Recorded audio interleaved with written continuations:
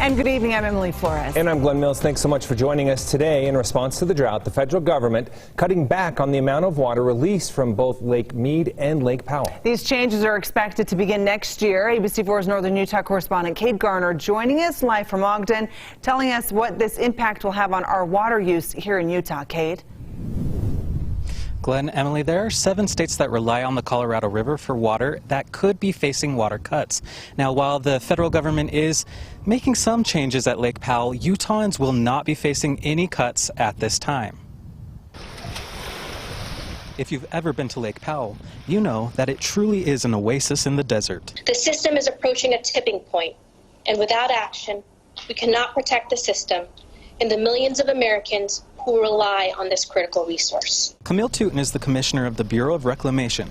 She's referring to the critically low water levels at Lake Powell and Lake Mead. And due to declining reservoir levels, downstream releases from Glen Canyon and Hoover dams will be reduced again in 2023. The Bureau is reducing the water released from Glen Canyon Dam by about half, or 2 trillion gallons. Almost 2/3 of the water used in the river is used in the lower division states. Arizona, Nevada, and Mexico will willingly reduce water use next year, but some say this is not enough. Those cuts are very small. We've been kind of ringing this bell for many, many years that we're charging towards an unsustainable future for this resource. We need to develop as many tools as possible to be able to handle the circumstances that we see going forward.